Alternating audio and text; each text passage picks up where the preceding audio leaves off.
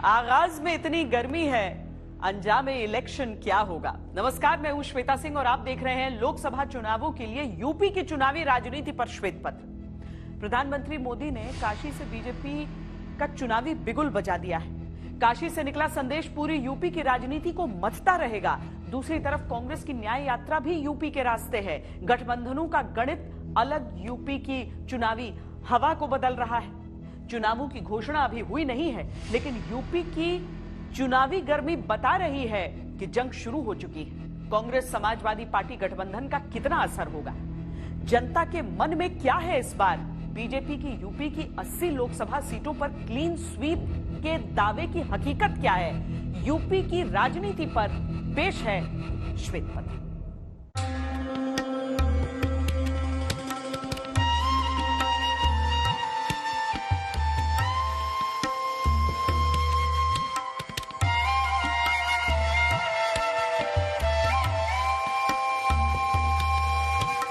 बनारस हो, यहाँ सब गुरु हो, यहाँ इंडी गठबंधन के पैंतरा ना चली।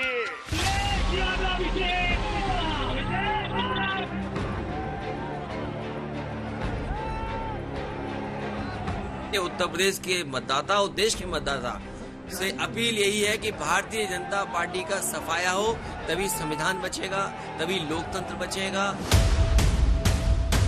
राम मंदिर खुलता है, आपको नरेंद्र मोदी दिखेगा, आपको अंबानी दिखेगा, आपको अदानी दिखेगा, आपको एक पिछड़ा नहीं दिखेगा, आपको एक दलित नहीं दिखेगा। इस नए भारत में विकास सबका, लेकिन तुष्टिकरण किसी का नहीं। तो यूपी ने भी सारी सीटें मोदी को देने का निर्णय किया है।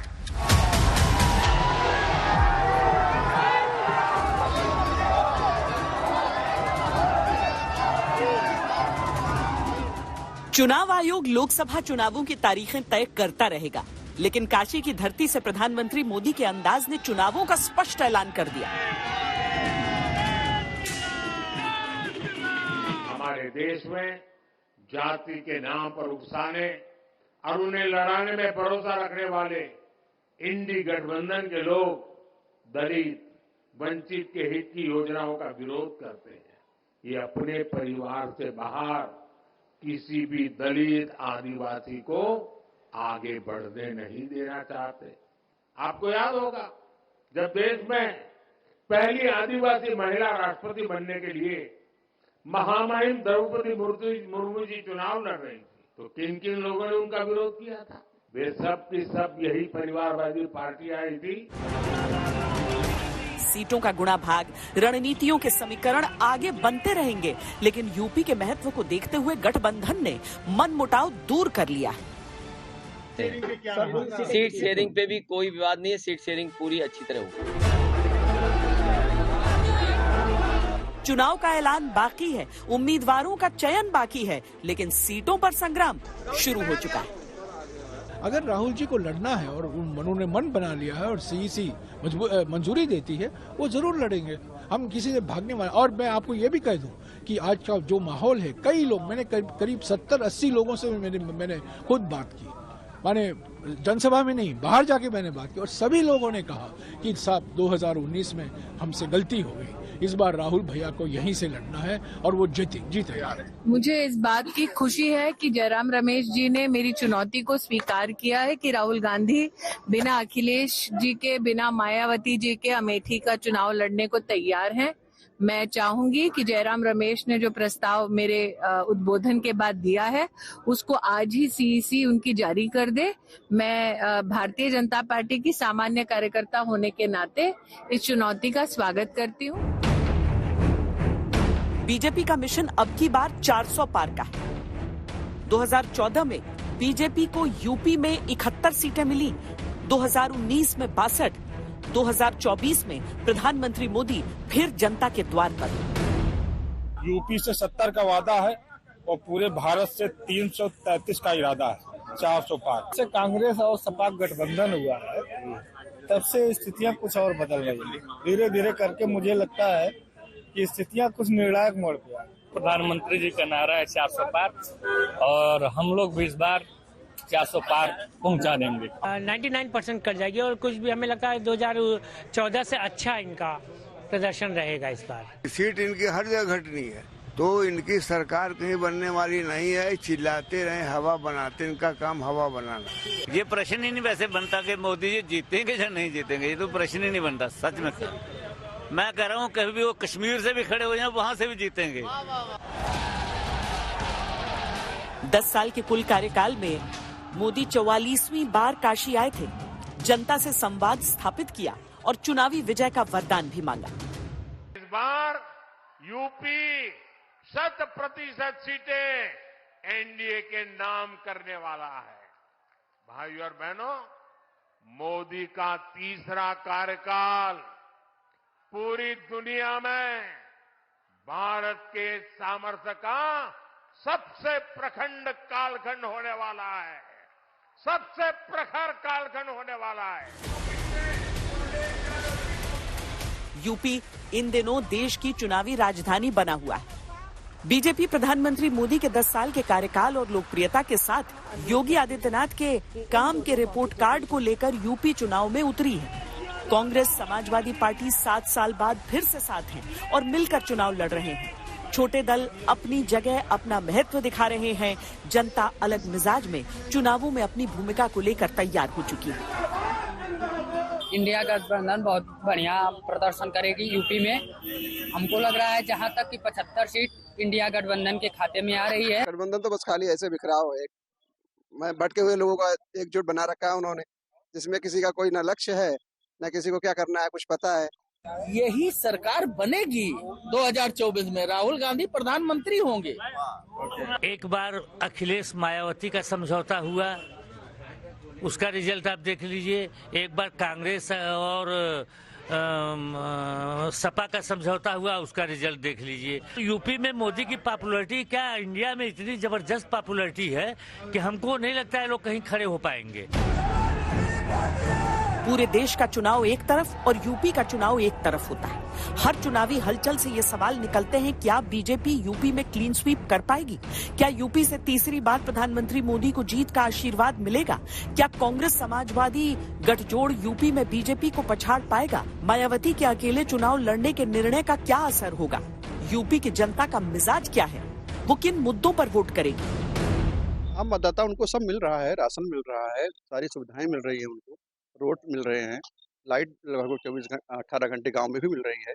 10 साल हो गए ना, लोगों को नौकरी दिया, जितना परीक्षा करवाया पेपर लीक कर दिया, ठीक है। उसके बाद जो है न भारतीय जनता पार्टी महंगाई बात कर रही है, न बेरोजगारी बात कर रही है, न शिक्षा बात कर रही है, न स्वास्थ्य पे बात कर रही है। किस हिसाब से इनको युवा और जनमानस वोट देंगे? मेरा मुद्दा सिर्फ इसी पे है कि गवर्नमेंट को ये चाहिए कि जो बेरोजगार बच्चे घूम रहे हैं उनको सर्विस की तरफ भी ध्यान दें।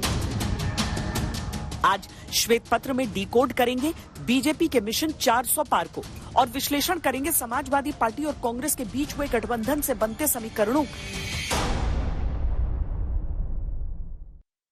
मार्च महीने के पहले या दूसरे हफ्ते में चुनाव आयोग तारीखों की घोषणा कर सकता है लोकसभा चुनावों के लिए और आचार संहिता लागू हो सकती है।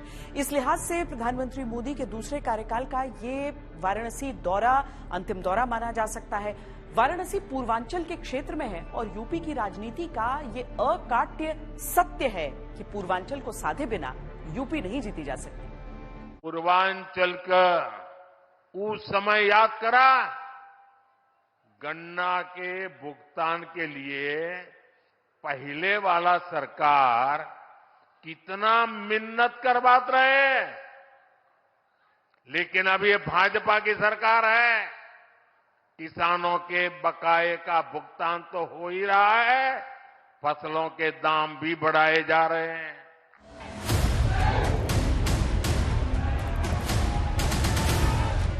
अठारह घंटे के कुल काशी प्रवास में प्रधानमंत्री मोदी ने आध्यात्म भी साधा, राजनीति भी साधी। कांग्रेस पार्टी इंडिया गठबंधन के साथ खड़ी है, सारे दल के लोग मजबूती से खड़े हैं और निश्चित तौर से इंडिया अलायंस इस बार मजबूती के साथ जीतेगी, हमें भरोसा और विश्वास है। कि मैं सभी समाजवादी पार्टी के लोगों को और कांग्रेस के लोगों को बधाई देना चाहती हूँ कि गठबंधन आखिरकार अपने डेस्टिनेशन पे पहुँच गया है और आप देखेंगे कि इसके परिणाम बहुत ही अच्छे होंगे और सब लोगों का समर्थन मिलेगा। जनता का मन भी टटोला। जब वोकल फॉर लोकल कहता हूं तो ये उन बुनकरों, उन छोटे उद्यमियों का प्रचार है जो लाखों रुपए खर्च करके अखबारों और टीवी पर विज्ञापन नहीं दे सकते।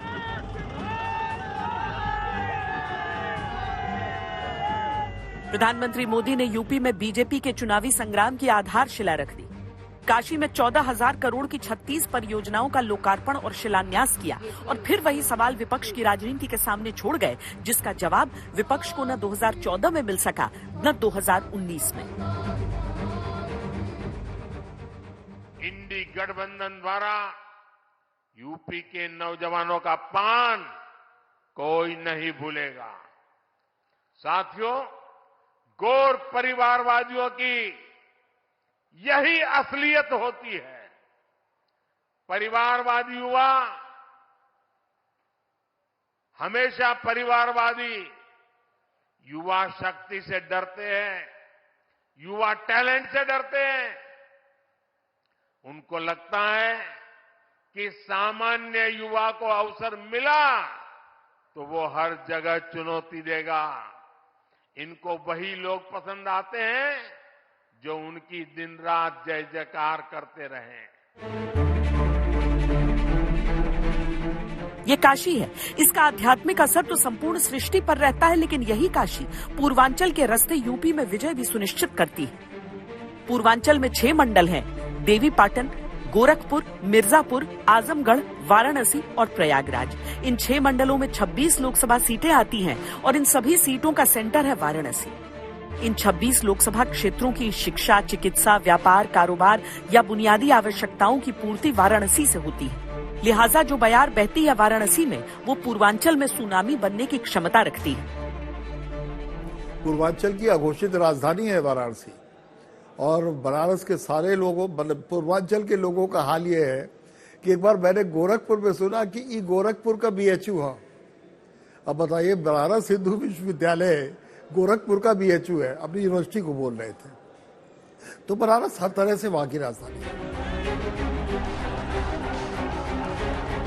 2014 में जब प्रधानमंत्री मोदी ने पहला लोकसभा चुनाव लड़ा, तब 6 मंडल की 26 सीटों में से आजमगढ़ को छोड़कर सारी सीटें बीजेपी को मिली थी। इसी तरह 2019 में जब समाजवादी पार्टी RLD और BSP के बीच गठबंधन था, तब भी बीजेपी और उनके सहयोगियों ने 26 में से 19 सीटें जीती थी। यानी वाराणसी की धुरी पर यूपी की 26 सीटों का चुनावी गणित घूमता है।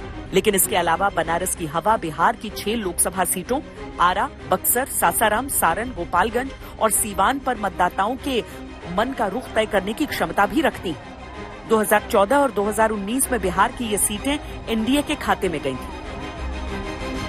क्योंकि यूपी के लिए उन्होंने किया है, आप समझिए एक बीमारू राज्य आज देश के विकसित राज्यों में आ चुका है। जितने प्रदेश हैं, चाहे उत्तर प्रदेश हो, बिहार हो, हरियाणा हो, सब जगह मैक्सिमम सीट तो पा गए हैं। चाहे कर्नाटक हो, कहीं 40 में 39, हरियाणा में 10 में 10। तो अब सीट तो बढ़ी नहीं है। उसी सीट में ना बहुत हवा चलेगा तो वोट का मार्जिन बढ़ सकता है, सीट थोड़ी बढ़ेगी। ईमानदारी में बड़ा बल होता है और मोदी हो या योगी, दोनों ऐसे हैं कि 1 रुपया अगर खर्च करने के लिए आता है तो पूरा 1 रुपया खर्च होता है। प्रधानमंत्री मोदी ने काशी दौरे में संत रविदास मंदिर में विधिवत पूजा की। संत रविदास की विशाल प्रतिमा का अनावरण किया। वैसे तो उनकी हर यात्रा में वहां के धार्मिक स्थल सम्मिलित होते हैं, लेकिन मौसम चुनावी है तो चुनावी गणनाएं होना स्वाभाविक है। माना जा रहा है कि आध्यात्मिकता के साथ दलित वोटर्स को जोड़ने की ये एक कोशिश भी है। देश में जाति के नाम पर उकसाने और उन्हें लड़ाने में भरोसा रखने वाले इंडी गठबंधन के लोग दलित वंचित के हित की योजनाओं का विरोध करते हैं। ये अपने परिवार से बाहर किसी भी दलित आदिवासी को आगे बढ़ने नहीं देना चाहते। आपको याद होगा जब देश में पहली आदिवासी महिला राष्ट्रपति बनने के लिए महामहिम द्रौपदी मुर्मू जी चुनाव लड़ रही थी, तो किन किन लोगों ने उनका विरोध किया था? वे सब की सब यही परिवारवादी पार्टी आई थी।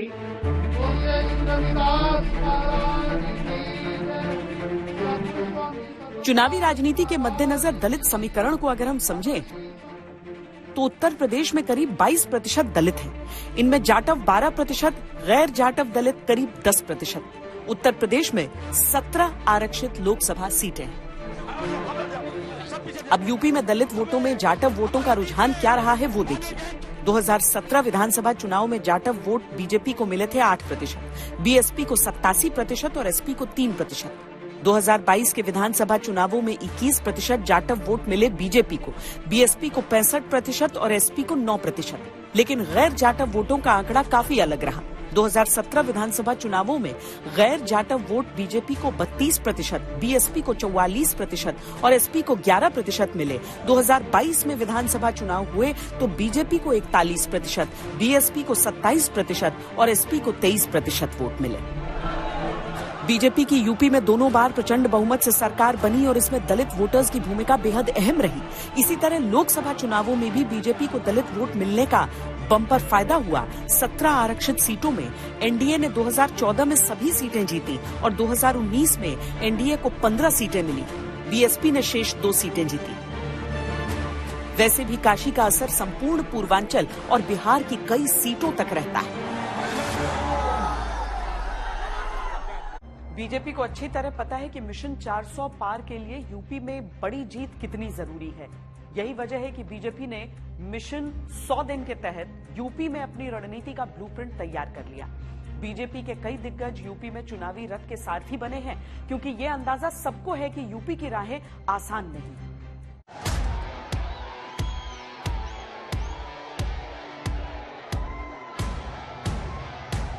मोदी जी को जय श्री राम, मोदी जी को जय श्री राम। यूपी ने भी सारी सीटें मोदी को देने का निर्णय किया है। यानी इस बार यूपी 100% सीटें एनडीए के नाम करने वाला है। मोदी जी की दूरदर्शिता, उनका मार्गदर्शन और उनका नेतृत्व पूरा भारत प्राप्त कर रहा है। मोदी जी का परिश्रम, मोदी जी की नीतियां, मोदी जी के परफॉर्मेंस पर 140 करोड़ की जनता का ठप्पा है जो इंडिया अलायंस को नहीं दिखाई। बीजेपी का आत्मविश्वास है कि इस बार यूपी में रिकॉर्ड बनेगा। दूसरी तरफ चुनौती भी सामने है।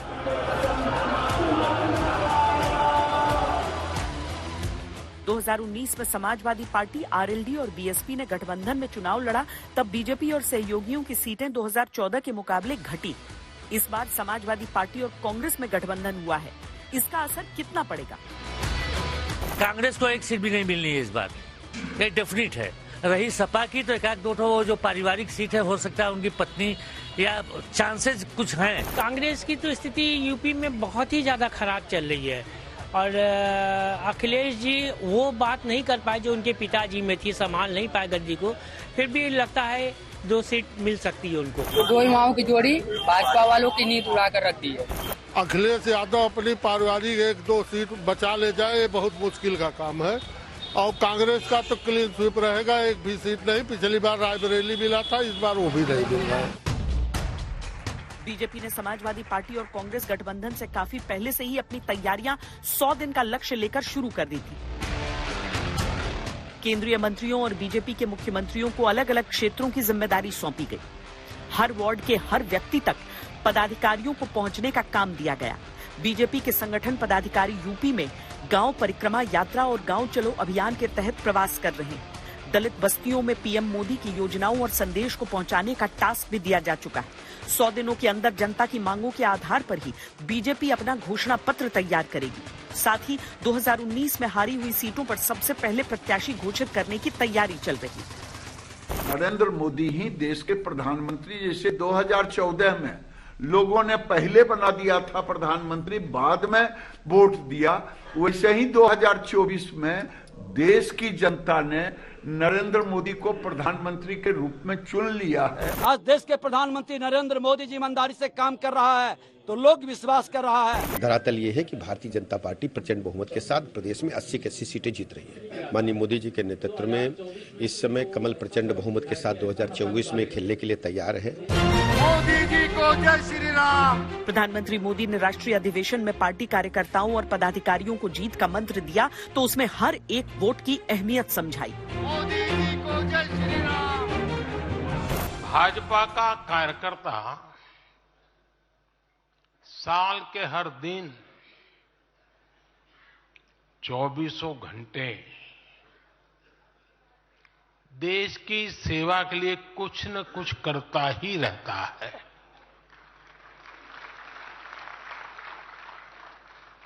लेकिन अब अगले 100 दिन नई ऊर्जा, नया उमंग, नया उत्साह, नया विश्वास, नए जोश के साथ काम करने का है।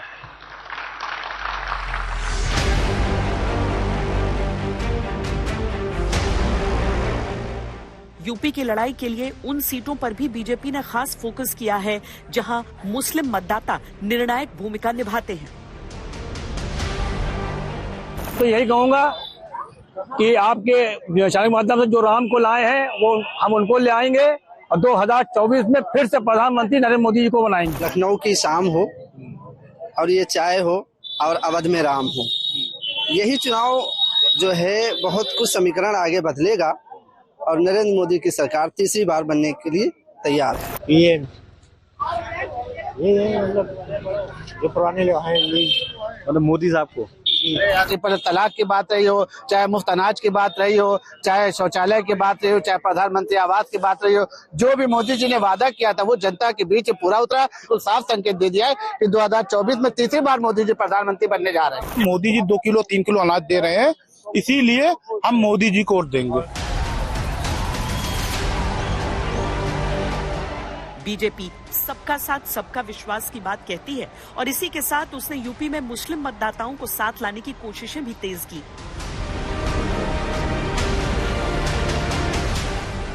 यूपी के मस्जिदों और मदरसों में उर्दू और अरबी भाषा में प्रचार किया जाएगा, ये फैसला लिया गया। प्रधानमंत्री मोदी के मन की बात का संकलन उर्दू में कराकर मुसलमानों के बीच बांटने की कोशिशें शुरू हुई। मुस्लिम इलाकों में बीजेपी के पोस्टर्स को लगाने की शुरुआत हुई। बीजेपी अल्पसंख्यक मोर्चा बीजेपी की योजनाओं को मुस्लिम मतदाताओं तक पहुंचाने की शुरुआत कर चुका है। बीजेपी मिशन 400 पार के लिए कोई कोर कसर बाकी नहीं रहने देना चाहती और यूपी उसके लक्ष्य का सबसे अहम क्षेत्र है।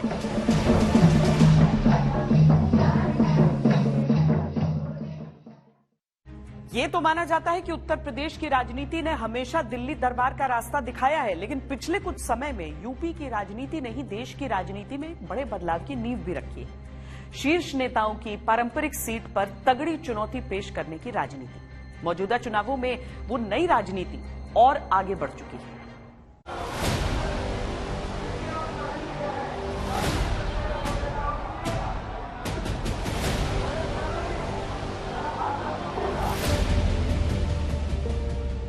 प्यार से आपने मेरा स्वागत किया।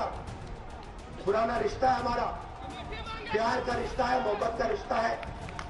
इसके लिए आप सबको दिल से धन्यवाद। जो व्यक्ति बिना सहारे अपनी पैतृक सीट तक लड़ नहीं सकता, अमेठी वो लोकसभा क्षेत्र है जहां पर साल 2019 में मैं सिर्फ कांग्रेस के प्रत्याशी से नहीं लड़ी थी, मैं एक ऐसे प्रत्याशी से लड़ी थी जिसने सपा और बसपा दोनों का सहयोग लिया। जिसे खुद सहारे की जरूरत है वो दूसरों का सहारा कैसे बनेगा। बयानों का ये चुनावी संघर्ष यूपी की एक लोकसभा सीट अमेठी का। लेकिन इसका असर पूरे यूपी की चुनावी राजनीति पर पड़ता है। राजनीति की परंपरा रही है कि कद्दावर नेताओं के सामने दूसरी पार्टी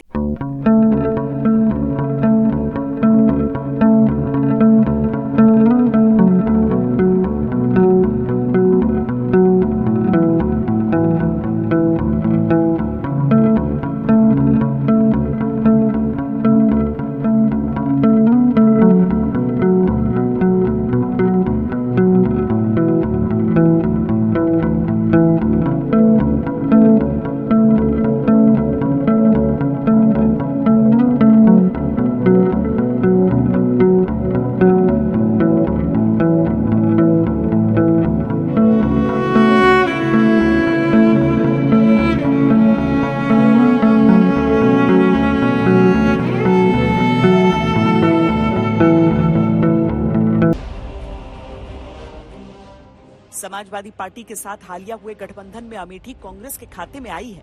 कांग्रेस के लिए ये सीट सिर्फ निर्वाचन क्षेत्र नहीं, पारिवारिक विरासत के गढ़ के तौर पर भी महत्व रखती है। कांग्रेस की ओर से कौन लड़ेगा अमेठी से ये अभी तय नहीं, लेकिन बीजेपी की तरफ से स्मृति ईरानी ही तीसरी बार लड़ सकती है। कि मात्र 2 वर्षों में अमेठी में 8000 लखपति दीदी बनी है। ये आंकड़ा जीवन में क्या बदलाव आया है अमेठी के निवासियों के, उसका प्रतिबिंब है। शायद इसी कारणवश आज जो लोग अमेठी को सत्ता का केंद्र मानते थे लेकिन सेवा नहीं देते थे, वो जब गाजे बाजे की तरह आए तो अमेठी के नागरिक उनके स्वागत के लिए अनुपस्थित रहे। उन्हें प्रतापगढ़, सुल्तानपुर से लोग ढोकर लाने पड़े। रहना था दिन भर, कुछ लम्हे बिताकर यहाँ से गुजर गए। सबका टाइम आएगा, कोई नहीं बचेगा। स्मृति ईरानी जी एक्सीडेंटल एक बार जीत गई तो आप अमेठी में हैं, एक आदमी से उनके पक्ष में बयान सुनवा के दिखा दीजिएगा। हर आदमी उनके विरोध में। और जो लोग केवल दिखावा, जो लोग केवल लोगों को गुमराह, जो लोग केवल आरोप प्रत्यारोप की राजनीति करने वाले लोग हैं, ऐसे लोगों को अमेठी की जनता कभी अपने साथ नहीं रख सकती। वहां की सांसद और मंत्री स्मृति ईरानी ने घबराकर अपना कार्यक्रम अमेठी के अंदर लगाया है और अमेठी के अंदर वो दौड़ा करने वाली है, क्योंकि राहुल गांधी अमेठी का बेटा, अमेठी का भाई, अमेठी आ रहा, अमेठी की जनता उनको आशीर्वाद और स्वागत करने वाली है। रायबरेली भी यूपी की एक ऐसी सीट है जिस पर गांधी परिवार का खासा प्रभाव रहा है। पिछली बार सोनिया गांधी के तौर पर यूपी से कांग्रेस का एकमात्र लोकसभा प्रत्याशी विजयी हुआ था और वो सीट रायबरेली थी। लेकिन इस बार सोनिया गांधी राज्यसभा चली गई है, लिहाजा रायबरेली का रण भी इस बार काफी दिलचस्प हो सकता है। नाना करते हुए आखिरकार समाजवादी पार्टी और कांग्रेस में बात बन ही गई। 2017 में यूपी विधानसभा चुनावों में दोनों पार्टियां साथ आई थी, लेकिन बीजेपी के प्रचंड प्रवाह को रोक नहीं पाए थे। फिर दोनों ने रास्ते अलग कर लिए, अब फिर साथ आए हैं।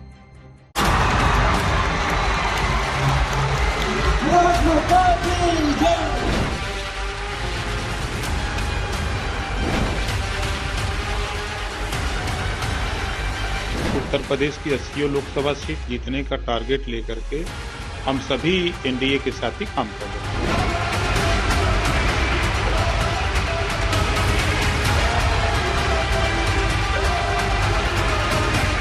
इतने दल के गठबंधन बना के एनडीए बना के लड़ रहे हो, अकेले लड़ के तुम लड़ो, आके समझ में आ जाए।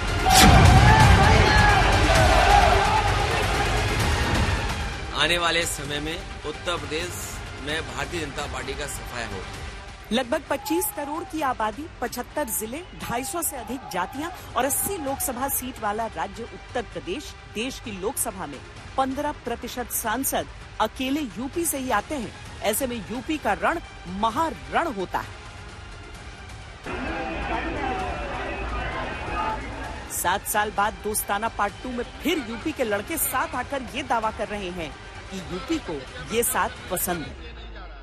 2024 के लोकसभा के चुनाव में समाजवादी पार्टी, कांग्रेस पार्टी और इंडिया गठबंधन मिलकर के देश को बचाने के लिए आपके सामने उपस्थित हैं। आदरणीय अखिलेश यादव जी का इसके लिए विशेष आभार मानता हूं कि दोनों आदरणीय नेताओं ने पूर्ण विश्वास के साथ और आने वाली उत्तर प्रदेश की राजनीति को मद्देनजर रखते हुए एक दूरगामी लक्ष्य को सामने रखकर इस गठबंधन को अपनी मान्यता दी। पर यूपी को दो लड़कों का फिर साथ आना कितना पसंद आएगा? क्या एसपी कांग्रेस गठबंधन बीजेपी को रोक पाएगा? क्या बीजेपी यूपी में क्लीन स्वीप कर पाएगी? कांग्रेस के सरदार श्री राहुल गांधी जी चाहते हैं सपा समाप्तवादी पार्टी बने, और अगर सपा वालों को ये पता है कि उनकी पार्टी समाप्त हो रही है तो अखिलेश यादव जी भी ये चाहते हैं कि कांग्रेस मुक्त भी बने यूपी। तो दोनों एक दूसरे की मदद करने की सामर्थ्य नहीं रखते। दोनों दलों को मालूम है कि उनके प्रत्याशियों को इस बार जमानत बचाना मुश्किल हो जाएगा। सही बात भूल ही रहे हैं कि अंत भला तो सब भला। अब तो अंत ही है ना। बेचारे 2014 से लगातार हार रहे हैं, 14, 17, 19, 22 4 चुनाव हो गए। अब पंच पांडव का इतिश्री 24 में कर देंगे, अंत भला तो सब। राज्यों में क्षेत्रीय स्तर पर गठबंधन होते हैं तो बीजेपी के लिए चुनौती कड़ी हो जाती है। ये पिछले लोकसभा चुनावों में देखने को मिला था। 2019 के आम चुनाव में समाजवादी पार्टी, बीएसपी और आरएलडी ने मिलकर चुनाव लड़ा था। उसका नतीजा ये हुआ कि बीजेपी को उत्तर प्रदेश में नुकसान हुआ। 2014 में गठबंधन समेत भारतीय जनता पार्टी को यूपी से 73 सीटें मिली थी, लेकिन गठबंधन के सामने 2019 में ये संख्या 64 पहुंच गई। तय ये हुआ है कि कांग्रेस 17 सीटों पर चुनाव लड़ेगी, शेष पर समाजवादी पार्टी और इंडिया गठबंधन के बाकी साथियों के लिए भी इन्हीं में से सीट निकाले जाएंगे। लेकिन ये भी समझने की आवश्यकता है कि समाजवादी पार्टी अपने उम्मीदवारों की 3 सूचियां पहले ही जारी कर चुकी है। कांग्रेस पहली बार यूपी में इतनी कम सीटों पर लड़ेगी। ये इस बात का सूचक है कि वो अपने कम होते प्रभाव को स्वीकार करते हुए सामंजस्य बिठाने की कोशिश कर रही है। और इसी सब के बीच कुछ पुराने नेताओं को ये बात कचोट भी गई। बड़ी अजीब बात है, वो ये कह रही हैं कि वो वायनाड चले गए लड़ने के लिए। मुझसे लोग कह रहे हैं कि आप अमरोहा चले जाइए। मैं कहता हूँ क्यों चला जाऊँ, मेरा घर है फर्रुखाबाद। लड़ेंगे तो यहीं से लड़ेंगे, नहीं लड़ेंगे तो नहीं लड़ेंगे। मैं नहीं जाने को तैयार हूँ। लेकिन अब मेरी जिम्मेदारी उतनी नहीं है जितनी राहुल गांधी की जिम्मेदारी है। राहुल गांधी को आप एक जगह घेरने की कोशिश करेंगे तो वो दूसरी जगह जाएंगे। हालांकि फरवरी महीने में ही इंडिया टुडे सी वोटर सर्वे में हमने यूपी की जनता का मूड समझने की कोशिश की थी। इस सर्वे के अनुसार बीजेपी का वोट शेयर 52.1% रहने का अनुमान जताया गया था। सीटों में एनडीए गठबंधन को 72 सीटें मिलने का अनुमान था। यह आंकड़ा तब का है जब कांग्रेस और समाजवादी पार्टी के बीच सीटों को लेकर कोई समझौता नहीं हुआ था और आरएलडी को लेकर भी स्थिति स्पष्ट नहीं थी। अब परिस्थितियों में बदलाव आया है और इसका असर भी चुनावी नतीजे पर पड़ सकता है। कांग्रेस और समाजवादी पार्टी एक गठबंधन के तौर पर सामने आए हैं तो बीजेपी ने भी यूपी में गठबंधन का विस्तार किया है। आरएलडी एनडीए में शामिल हो जाती है तो यूपी और खास तौर पर पश्चिमी उत्तर प्रदेश की राजनीति 360 डिग्री घूम सकती है। और इसके अलावा बीएसपी की भूमिका को भी नजरअंदाज नहीं किया जा सकता। आज मैं किस मुंह से इनकार करूं, किस मुंह से इनकार करूं। राष्ट्रीय लोकदल के नेता जयंत चौधरी के इस बयान ने यूपी की राजनीति के पहले से तय सारे समीकरणों पर असर डालना शुरू कर दिया। कहा तो वो समाजवादी पार्टी के साथ सीटों के बंटवारे पर चर्चा कर रहे थे और इंडिया गठबंधन के साथ खड़े थे, लेकिन चौधरी चरण सिंह को भारत रत्न मिलने की खबर के बाद वो एनडीए के साथ दिखने लगे। हालांकि अभी भी कोई विधिवत घोषणा नहीं हुई है। पूरे देश में सभी चौधरी साहब को मानने वाले लोगों के लिए खुशी के पल है।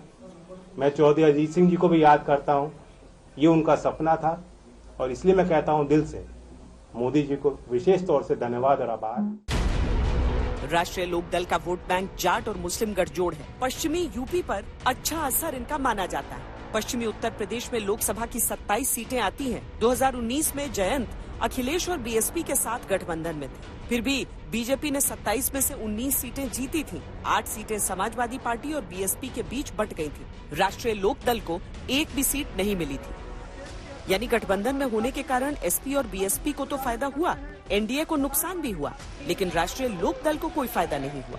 अब अगर आरएलडी एनडीए में शामिल हो जाती है तो इसका बड़ा फायदा एनडीए को हो सकता है।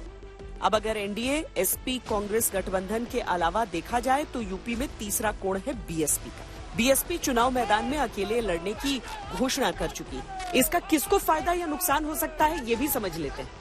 2019 के लोकसभा चुनाव में बीएसपी और एसपी गठबंधन ने बीजेपी को झटका दिया था। दोनों दलों ने मिलकर बीजेपी से 9 सीटें छीन ली थीं। 2014 के मुकाबले बीजेपी को 2019 में 7.35% वोट ज्यादा मिले थे, मगर उसकी सीटों की संख्या कम हो गई थी। समाजवादी पार्टी का वोट 4.4% कम हुआ था और बीएसपी को 0.34% वोट का मामूली नुकसान हुआ। सीटों का फायदा बीएसपी को सबसे ज्यादा हुआ। बीएसपी को 10 और समाजवादी पार्टी को 5 सीटों पर जीत हासिल हुई थी। समाजवादी पार्टी ने बीएसपी के वोट न मिलने का आरोप लगाया था और बीएसपी एसपी के रिश्तों में तब से खटास आ गई। सवाल यह है कि 2024 के त्रिकोणीय मुकाबले में बीएसपी के कोर वोटर्स की क्या भूमिका रह सकती है। पीडीए के जरिए समाजवादी पार्टी की नजर भी दलित वोटर्स पर है और सोशल इंजीनियरिंग के जरिए बीजेपी ने अपनी तैयारी पूरी कर रखी है। बीजेपी के साथ सुहेल देव राजभर समाज पार्टी, निषाद पार्टी और अपना दल है। अब अगर देखा जाए कि बीएसपी, एसपी और कांग्रेस साथ आते तो मुकाबला फिर दो तरफा होता, एनडीए वर्सेस गठबंधन। ऐसे में दलित वोटर्स की गोलबंदी भी होती, लेकिन अब मुकाबला त्रिकोणीय है तो दलित वोटर्स भी बटेंगे। बीजेपी अयोध्या में राम मंदिर की लहर पर सवार है, जिसके चलते सवर्ण और ओबीसी वोटर्स पहले से उसके साथ दिख रहे हैं। उसे उम्मीद है कि उसके साथ और भी दलित वोटर्स इस बार जुड़ेंगे। उत्तर प्रदेश में अगर प्रधानमंत्री नरेंद्र मोदी एक फैक्टर है तो मुख्यमंत्री योगी आदित्यनाथ भी एक फैक्टर हैं। उत्तर प्रदेश के जो मुद्दे रहे हैं, स्थानीय लोगों ने जिस तरह से उन मुद्दों पर योगी आदित्यनाथ के एक्शन को देखा है, क्या उनका असर लोकसभा चुनावों में इन 80 सीटों पर नजर आएगा? सारे चुनावी दांव पेच एक तरफ, सारे समीकरण, सारे मुद्दे एक तरफ, लेकिन ये जोड़ी यूपी चुनाव में एक बड़ा फैक्टर है, इससे इनकार नहीं किया जा सकता। कल रात्रि को 11 बजे भी काशीवासियों के एक लोकप्रिय सांसद के रूप में सड़क पर पहली बार आपने प्रधानमंत्री को देखा होगा कि सड़क पर अपने संसदीय क्षेत्र में रह करके एक एक विकास कार्य का अवलोकन करते हुए कार्य की उपयोगिता को लेकर के रात्रि को 11 बजे जब दुनिया सोती है तब प्रधानमंत्री जी जग करके आप सबके हित के लिए किस रूप में कार्य कर रहे थे, यह रात्रि को 11 बजे आपने रात्रि को देखा होगा। अयोध्या में श्री राम लला मंदिर का विराट रामोत्सव हो या काशी कॉरिडोर का उद्घाटन, विकास के शिलान्यास हो या यूपी के लिए सौगातें, प्रधानमंत्री मोदी और योगी आदित्यनाथ के बीच गजब का सामंजस्य दिखता है। योगी आदित्यनाथ बीजेपी के स्टार प्रचारक भी हैं और यह माना जाता है वो किसी भी राज्य के चुनाव में बीजेपी के पक्ष में मतदाताओं की गोलबंदी करने में सक्षम है। हाल ही में मध्य प्रदेश, छत्तीसगढ़ और राजस्थान में योगी आदित्यनाथ को स्टार प्रचारक के तौर पर देखा गया। बीजेपी के मिशन 400 के लिए योगी आदित्यनाथ पहले ही काफी तैयारी कर चुके हैं और अब उनके नेतृत्व में बीजेपी अपना चुनावी रथ दौड़ा रही है।